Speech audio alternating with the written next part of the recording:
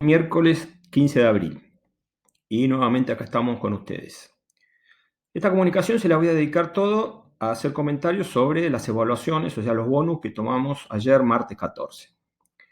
Los resultados ya están publicados, creo que están dentro de lo que normalmente estamos acostumbrados a esperar, pero bueno, vamos a hacer algunos comentarios, sobre todo para los que tuvieron dificultad y para los que quieren reafirmar también lo que hicieron. Entonces, vamos a empezar con el primero, que era el del formato Multiple Choice, que era el tercer bonus de videos. Que básicamente, fíjense que este bonus estaba orientado a reafirmar el concepto que se tiene de los principios de Newton y fundamentalmente el concepto que se tiene sobre uno de los principios tal vez que más les cuesta a ustedes internalizar, que es el principio de acción y reacción, que es el tercer principio, lógicamente, por eso el tercer bonus de video también, de alguna manera.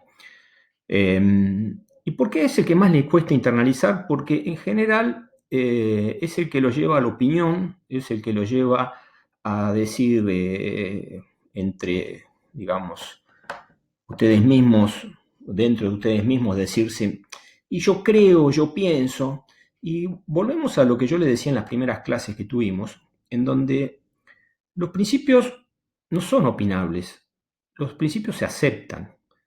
Y la mecánica, que es una ciencia, que está basada precisamente en la acción de esos tres principios en conjunto, que conforman la teoría científica, de alguna manera u otra fue fundada a lo largo de años de pensamiento y de gente que pensó, si se quieren, por ustedes, y que llevó precisamente a esos principios, a esas grandes conclusiones, o esas grandes hipótesis, o esas grandes conjeturas, que debemos respetar. Nosotros acá no estamos para agregarle nada. Y la mecánica no se piensa, la mecánica ya está pensada. Newton, si se quiere, la terminó de pensar para todos nosotros y por todos los que lo antecedieron. Entonces, acá no hay nada que agregar. Nosotros podemos llegar a decir, si se quiere, no entiendo. Pero acá no venimos a entender, acá venimos a conocer. Entonces nosotros tenemos que básicamente decir, sí, conozco y la sé aplicar. Entonces, fíjense, el tercer principio básicamente me dice que acción es igual a reacción.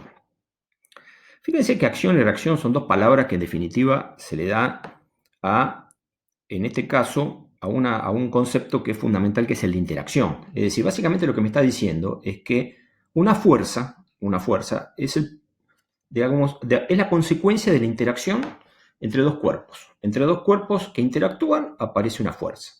Si los cuerpos no interactúan, no hay fuerza. Entonces, el tercer principio, en primer lugar, me introduce el concepto de interacción, que es fundamental en la mecánica. La interacción mutua entre dos cuerpos que de alguna forma u otra están manifestando esa interacción bajo lo que conocemos por el concepto de fuerza. Entonces, básicamente el tercer principio me dice que si el cuerpo A ejerce sobre el cuerpo B, recordemos esto, si el cuerpo A, vamos de vuelta, acá vamos a cambiar de color y vamos a ver si podemos mostrar esto. Si el cuerpo A ejerce sobre el cuerpo B una fuerza, que esta la vamos a llamar, fíjense, la fuerza que el cuerpo A ejerce sobre el B, entonces el cuerpo B actúa sobre el A con una fuerza igual y de sentido contrario, que vamos a llamar FBA, como resultado precisamente de la fuerza que el cuerpo A le ejerce al cuerpo B, que llamamos, si se quiere, acción. Entonces, de alguna forma u otra, el cuerpo B reacciona sobre el A con una fuerza igual y de sentido contrario. Entonces, fíjense que estas dos fuerzas, son fuerzas que resultan de la interacción entre los cuerpos y son iguales en módulo. Pero lógicamente no son iguales, una punta hacia la derecha y la otra punta hacia la izquierda. Entonces, iguales no son, son iguales en módulo. Eso es simplemente lo que me dice el tercer principio, o eso es todo lo que me dice el tercer principio. O sea que las fuerzas se manifiestan de a pares. Es fundamental esto, porque es la base de la mecánica de Newton. La base de la mecánica de Newton está en el estudio de las fuerzas. Entonces, fíjense que este primer bonus que tomamos, este primer problema, precisamente versaba en la interacción entre dos móviles, o entre dos cuerpos, que se presentaban de distinta manera, pero que a ustedes, lógicamente, los invitaba a aplicar el tercer principio sin dubitar y no a aplicar el tercer principio en función de lo que ustedes piensan. Y justamente ahí está un poco la trampa, si se quiere, o el fundamento del concepto que estábamos buscando. Es decir, ¿lo tienen internalizado o no lo tienen internalizado? Obviamente fallaron mucho más en este problema, que era conceptual, que en el otro, que era de resolución. Y en general suele ocurrir eso, porque esto les cuesta muchísimo. Entonces fíjense que acá básicamente lo único que he hecho es resumir los tres temas que había, el tema 1, el tema 2 y el tema 3. Este era el 1, este era el 1, este era el 2 y este era el tema 3. Entonces fíjense que en el tema 1 chocaban un camión y un auto, pero da cuenta que en el tema 1 se decía que las dos masas eran iguales. Por más que acá en el dibujito parecería que el camión tuviera más masa que el auto, pero aclaraba que las masas eran iguales. Sin embargo, uno viajaba a más velocidad que el otro. Y se preguntaba precisamente cuál era la fuerza, cómo era la fuerza que ejercía el camión sobre el auto y el auto sobre el camión, si se quiere, en módulo. Y daba muchas alternativas. Daba varias alternativas, decía que una era mayor que la otra era menor que aquella, etcétera, etcétera. Y había una alternativa que eran iguales en módulo, y esa era la que había que elegir y había que responder, lógicamente. En el segundo tema, que era este que está acá, ya sí chocaba un camión de mucha más masa con un auto y volvíamos sobre lo mismo. Y lógicamente en general uno tiende a pensar o a imaginar cosas que no son. No se olviden entonces lo que estamos diciendo. Newton lo pensó por nosotros y para nosotros. Acá no estamos para agregarle nada a la mecánica de Newton. Está claro, está cerrada la mecánica de Newton. Nadie nos está invitando a modificarla. Y el último ejemplo era de un tal Cacho y un tal Tito que estaban jugando un partido de fútbol y que en un determinado momento chocaban. Y lógicamente hablaba sobre la fuerza que Tito le ejercía a Cacho y que Cacho le ejercía a Tito. Pero en todos los casos eran iguales. Fíjense que era muy sencillo responder este primer bonus, simplemente diciendo que las fuerzas eran iguales en módulo. Porque lo único que estábamos haciendo acá era reafirmar el concepto del tercer principio que tenemos. Volvamos con el segundo bonus, que es el práctico, que era un problema de desarrollo que buscaba precisamente indagar sobre diversos aspectos en la resolución de problemas de dinámica, porque era un problema clásico de dinámica, sencillo, pero que buscaba reafirmar cómo lo planteaban. Por un lado, buscaba reafirmar si sabíamos hacer un diagrama de cuerpo aislado. Por otro lado, buscaba saber qué conocimiento tenían ustedes acerca de los ángulos entre las fuerzas y los ejes, porque acá había que tomar un sistema de ejes para descomponer, y lógicamente en general las grandes problemáticas a veces vienen en cómo toman el sistema de ejes y cómo descomponen las fuerzas. Por otro lado, era un problema que buscaba reafirmar muy sólidamente el concepto de fuerza de rozamiento, y en este caso de rozamiento estático.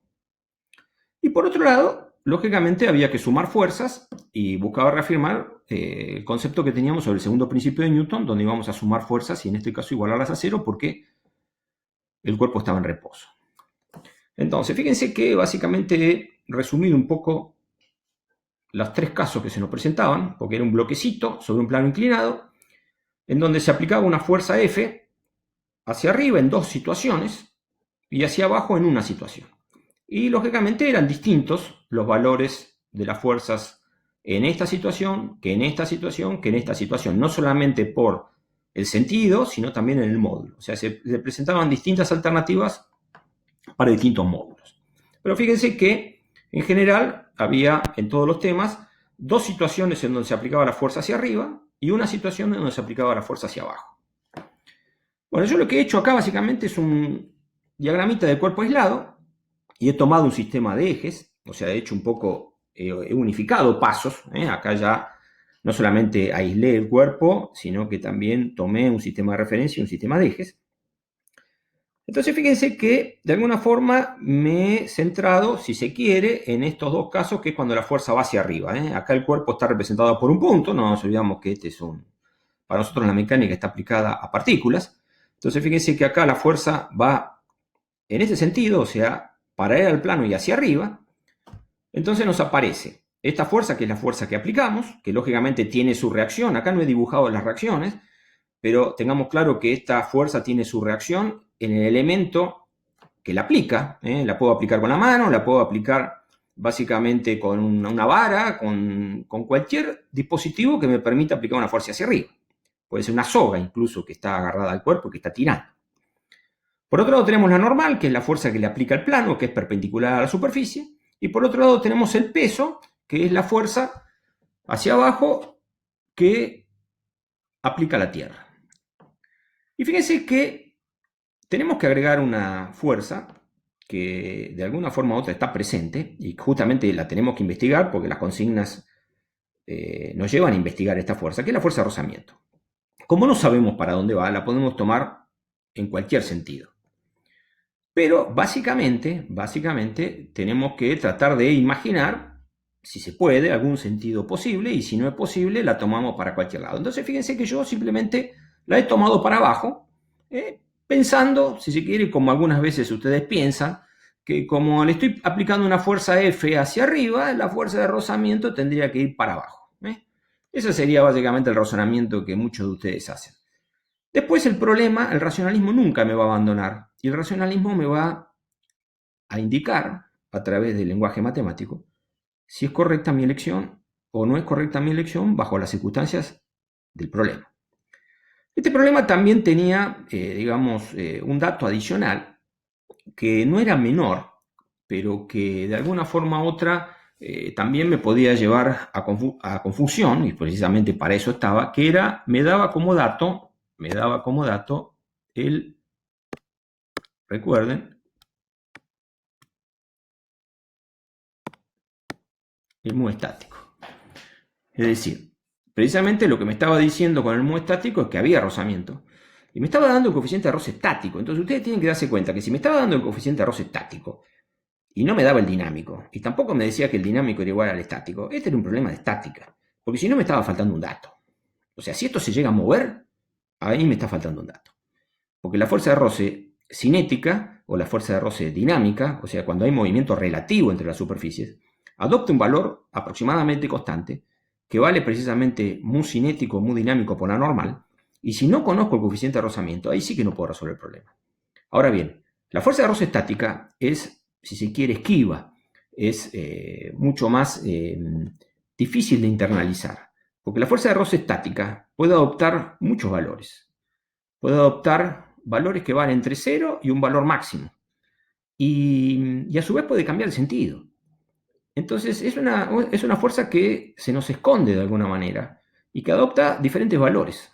Es como que se nos cambia ropa y no sabemos cómo se nos va a presentar. Y la tenemos que reconocer. Entonces fíjense, en función de este diagrama de cuerpo aislado,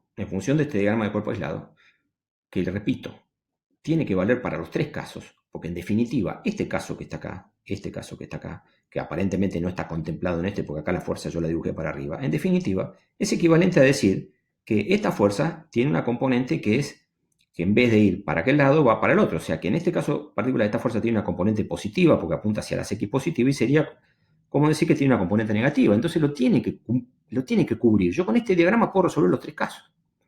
Entonces, ¿qué es lo que voy a hacer ahora? Ahora básicamente lo que voy a hacer es sumar fuerza en la dirección de X y en la dirección de Y. Entonces, antes de sumar fuerzas, tengo que reconocer los ángulos, que es una de las cositas que a ustedes les cuesta y mucho. Entonces, fíjense, este ángulo, que no lo conozco, pero a mí me daban el seno del ángulo y el coseno del ángulo del plano inclinado. Este ángulo que está acá es θ, que es el ángulo que forma el plano con la horizontal. Entonces, ¿dónde se replica este ángulo? ¿Dónde tengo este ángulo? Lógicamente lo tengo entre la dirección del peso que tengo acá y la dirección perpendicular al plano. Y este es θ y este también es θ. Ahora dicen, ustedes muchos pueden decir, ¿pero por qué? Ya no me doy cuenta. Bueno, mira, vamos a verlo de dos formas. Una intuitiva, por más que la intuición a veces confunde, y otra racional. Entonces vamos a ir con la intuitiva.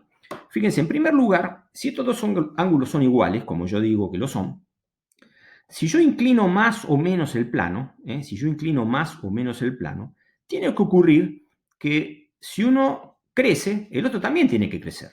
Entonces, fíjense que si nosotros movemos el plano hacia arriba, entonces este ángulo que está acá, empieza a crecer. Y este ángulo que está acá, que es cómo se aparta el peso de la perpendicular al plano, también crece. O sea que estos dos ángulos, si yo muevo esto hacia arriba, se mueven básicamente de la misma forma, o sea, crecen los dos. Y si lo muevo hacia abajo, si esto lo muevo hacia abajo, o sea, disminuyo la inclinación del plano, también los dos ángulos disminuyen. O sea, van juntos, van de la mano, si se quiere. Entonces eso es muy importante darse cuenta. Si yo digo que dos ángulos son iguales, se tienen que comportar de la misma manera ante variaciones que yo puedo hacer en el problema. Si no se comportan de la misma manera, me estoy equivocando. Ahora bien, racionalmente, ¿cómo nos damos cuenta racionalmente que estos ángulos son iguales? Entonces, fíjense, racionalmente yo lo que tengo acá, si se quiere, y ustedes lo pueden ver, yo acá tengo, en este caso particular, en este caso, mírenlo acá, vamos a verlo acá, tengo un triángulo rectángulo acá. Este triángulo rectángulo, nosotros sabemos que este ángulo que está acá, este que está acá, más este que está acá, estos dos ángulos suman 90 grados, porque la suma de los ángulos interiores de un triángulo es 180. Entonces, fíjense que este que tengo acá, este, θ, que supuestamente lo desconocería, con este mismo ángulo también suman 90 grados, porque acá tengo perpendiculares. Entonces, si este más este me da 90 y este más este, que es el mismo, me da 90, significa que este es igual a este. Entonces no podemos dudar, ni siquiera racionalmente, de que estos dos ángulos son iguales. Esto parece elemental, señores, esto parece elemental, pero no lo es. Es decir, no lo es. Y yo considero que no lo es. Por lo tanto, lo estoy explicando. ¿Está claro? Porque nosotros partimos de la base que ustedes no saben mecánica, que no saben física, que no saben geometría, y estamos tratando de, con estos problemas, precisamente llevarles estos conceptos. Ustedes saben integrar, ustedes saben derivar, ustedes saben hacer calcular límite por izquierda, supuestamente, límite por derecha, saben calcular máximos, mínimos, pero estas cosas elementales no las saben. Y son fundamentales. Entonces, vamos a sumar fuerzas. Fíjense, en X, ¿qué tengo en X? En X tengo, por un lado, la fuerza de rozamiento, que fíjense que acá la tengo, la fuerza de rozamiento. Acá tengo la fuerza de rozamiento. Entonces, fíjense que es negativa, ¿por qué? Porque la componente de esta fuerza apunta hacia la dirección de las X y vale menos Fr. Por otro lado, tengo positiva esta fuerza, positiva. Fíjense que la pongo acá toda positiva a la fuerza. Fíjense que acá no pongo flecha, porque acá estoy sumando componentes, acá no van flechas, las flechas van acá.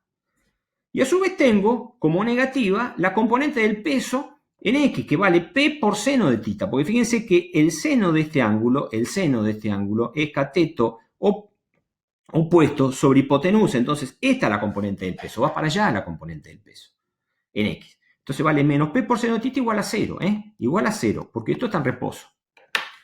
Por otro lado tengo la sumatoria en Y, y fíjense que en Y tengo, por un lado la normal, acá tengo la normal, que apunta hacia las Y positivas, entonces lógicamente tiene una componente positiva, y por otro lado tengo nuevamente el peso, que fíjense que en Y tiene una componente negativa, que apunta para abajo, que vale menos P por coseno de θ, porque el coseno del ángulo es adyacente sobre hipotenusa, igualado a 0. Por lo tanto, fíjense que ya de la segunda saco que la normal es igual a la componente del peso, que es este resultado que tengo acá. N es igual a P por coseno de θ. Es un buen resultado, es un resultado importante, porque supuestamente el peso es dato y el ángulo θ también es dato. Acá la incógnita era la fuerza de roce. Acá los datos eran el peso, porque tenía la masa, tenía la gravedad. No nos olvidemos, si quieren, que el módulo del peso es igual a masa por gravedad. Estoy hablando del módulo del peso, el módulo del peso es igual a masa por gravedad, y teníamos la fuerza F, que era dato y que tomaba distintos, no solamente módulos, sino también distintos sentidos. Entonces, fíjense que llego a la conclusión de la primera ecuación, que es esta, que la fuerza de roce, si la paso para aquel lado, la fuerza de roce vale F menos P por seno de θ.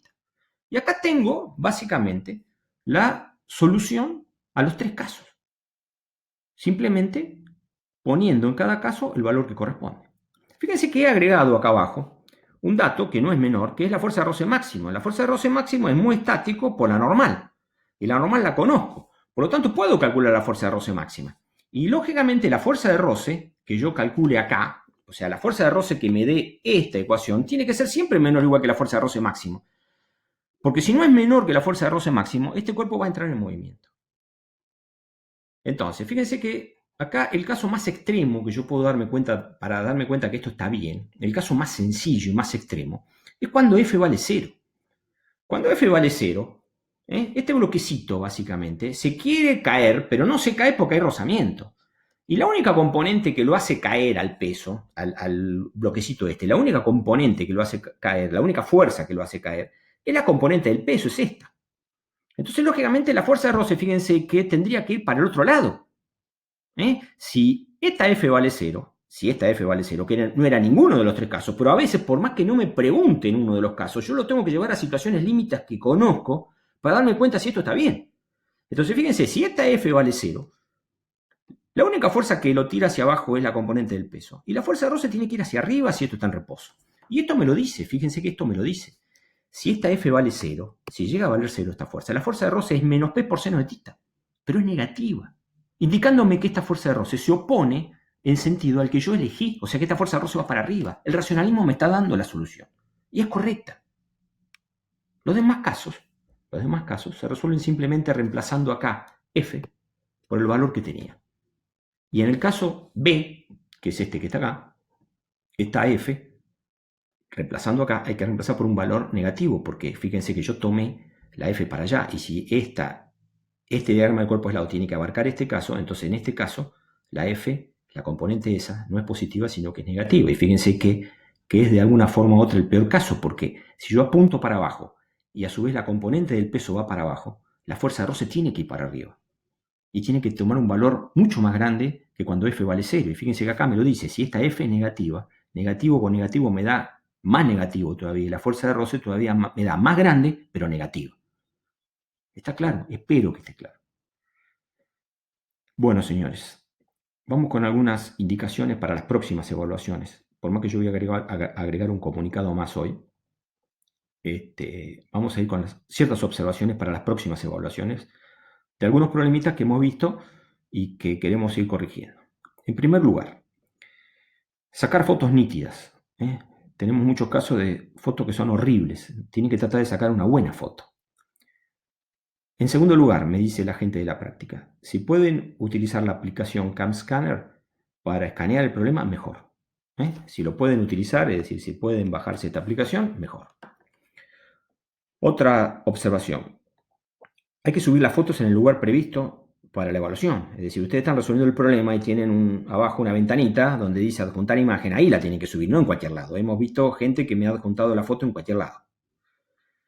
¿Está claro? Otra observación más.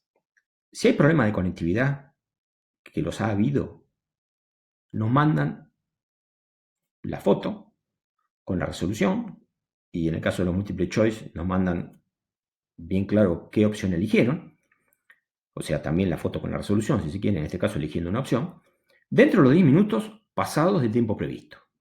¿Está claro? Hasta ahí aceptamos